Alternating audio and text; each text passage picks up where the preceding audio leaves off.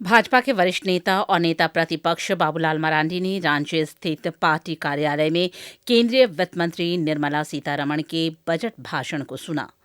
बाद में पत्रकारों से बातचीत में श्री मरांडी ने कहा कि बजट में विकास के साथ रोजगार सृजन पर भी जोर दिया गया है। करो ना कि एक तरफ रोजगार का अवसर कैसे सृजित हो, किन किन क्षेत्रों में सृजित हो, उसको भी चिन्हित किया गया।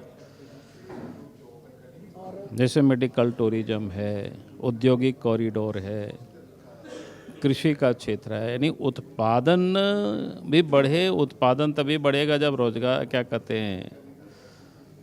रोजगार के अवसर तभी पैदा होंगे।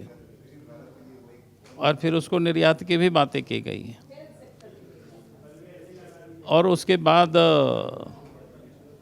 लोगों की आय भी बढ़ेंगे, तो स्वाभाविक रूप से। नेता प्रतिपक्ष ने कहा कि टेक्सटाइल सेक्टर को संबल देने के लिए भी बजट में कई प्रावधान हुए हैं जो राष्ट्रपिता महात्मा गांधी के विचारों के अनुरूप है। सामान्य जो नौकरी पेशा करने वाले लोग हैं, सामान्य की मैं बात कर रहा हूँ, वो हर महीना 1 लाख से कम ही कमाते हैं।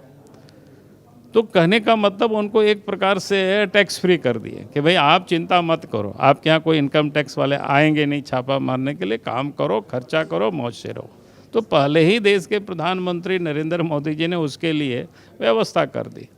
श्री मरांडी ने कहा कि बजट में मेडिकल टूरिज्म और धार्मिक पर्यटन पर भी फोकस है, जिसका लाभ झारखंड जैसे राज्यों को मिल सकता है। हमारी लगातार बढ़ती जा रही है, दवा भी खपत हो रहे, उसमें से अब उसकी कीमतें कम होगी ताकि लोग आसानी से दवा लोगों को उपलब्ध हो सके।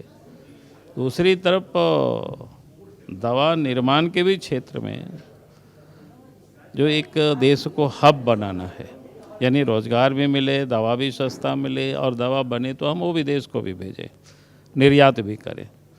तो कहने का अर्थ है कि सभी लोगों के बारे में ये बजट में चिंता की गई है और उसमें प्रावधान किया गया है। रांची में आज भाजपा द्वारा आयोजित इस बजट परिचर्चा में भाजपा के कई अन्य नेता भी मौजूद रहे। रांची से ब्यूरो की रिपोर्ट।